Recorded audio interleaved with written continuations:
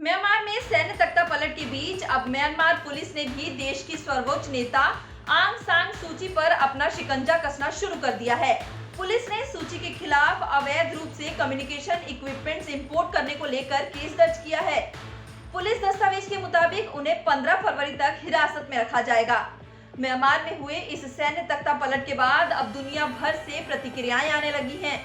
आइए सबसे पहले नजर डालते हैं इन प्रतिक्रियाओं पर। सबसे पहले बात अगर भारत की करें तो भारत ने इस मामले पर प्रतिक्रिया देते हुए कहा कि वे इस पूरे मामले पर नजर बनाए हुए हैं। म्यांमार में सेना के एक बार फिर से सत्ता पलट करने के बाद संयुक्त राष्ट्र सुरक्षा परिषद में पश्चिमी देशों के कठोर कदम उठाने की चर्चा के दौरान भारत ने खुद को पीछे खींच लिया। हालांकि सेना के सत्तारूढ़ संभालने के बाद भारत और सैन्य जुंता के बीच कोई संपर्क नहीं हुआ, लेकिन नई दिल्ली ने तख्तापलट के बाद भी म्यांमार में विकास कार्यों को जारी रखने का फैसला किया है। संयुक्त राष्ट्र सुरक्षा परिषद ने म्यांमार में सेना द्वारा आपातकालीन की घोषणा किए जाने पर गंभीर चिंता व्यक्त की और हिरासत में ली गई आंग सान सूची और दूसरे नेताओं को तत्काल रिहा करने की अपील की। डोमिनिक राब, ब्रिटेन के विदेश मंत्री ने गंभीर चिंता व्यक्त की और हिरासत में ली गई आंग सान सूची और दूसरे नेताओं को तत्काल रिहा करने की अपील की है। जो बाइडेन, म्यांमार में सेना द्वारा किए गए तख्तापलट को बाइडेन ने लोकतंत्र की ओर बढ़ते कदम पर सीधा हमला करार देते हुए इस देश पर नए प्रतिबंध लगाने की चेतावनी दी है। संयुक्त राष्ट्र के प्रवक्ता स्टीफन डुजारिक ने बुधवार को संवाददाताओं से कहा कि सूची पर लगाए जा रहे आरोप म्यांमार की लोकतांत्रिक प्रक्रिया को कमजोर कर रहे हैं। उन्होंने कहा कि हम आंग सान सूची, राष्ट्रपति और पिछले कुछ दिनों में सेना द्वारा हिरासत में लिए गए अन्य सभी लोगों की तत्काल रिहाई की मांग करते हैं। पैसिफिक प्रोग्राम, लंदन के Chatham House Asia Pacific programme की डायरेक्टर चंपा पटेल का कहना है कि ये हमेशा ही खतरनाक होता है कि सेना अपनी ताकत का इस्तेमाल दूसरों को किनारा करने के लिए करे। Shanghai institute for international study के शोधकर्ता झाओ गेनचेंग नहीं मानते कि म्यांमार के बदलते घटनाक्रम में चीन का कहीं भी कोई हाथ रहा है। उनका कहना है कि कुछ लोग मानते हैं कि म्यांमार में हुए तख्तापलट में चीन ने गुप्त तरीके से सेना का साथ दिया है, लेकिन अगर ऐसा होता तो चीन को सेना का समर्थन करना चाहिए था, जो उसने नहीं किया।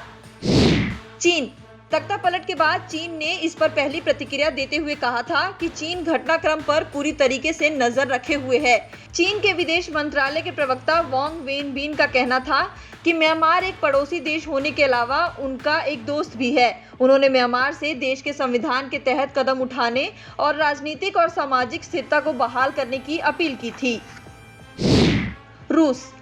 रूस ने इस तख्तापलट पर बहुत ठंडी प्रतिक्रिया दी है और आसियान देशों ने कहा है कि आपस में बातचीत करके, संवाद, मेल मिलाप करके सामान्य स्थिति की बहाली का आह्वान करना चाहिए।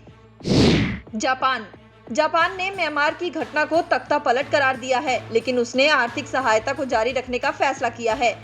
जापान ने कहा है कि वो स्थितियों को देखकर अपनी प्रतिक्रियाएं देगा। वहीं अमेरिका और ऑस्ट्रेलिया ने बड़े बयान दिए हैं और प्रतिबंधों की धमकी भी दी है। भारत म्यांमार की सैन्य सरकार से इसलिए संपर्क बनाए रखना चाहता है क्योंकि ऐसा करने के कई कारण हैं। म्यांमार को कई उग्रवादी गुट स्वर्ग की तरह मानते हैं। इसका मतलब है कि भारत को इनसे निपटने के लिए वहां के सेना की मदद की जरूरत होगी।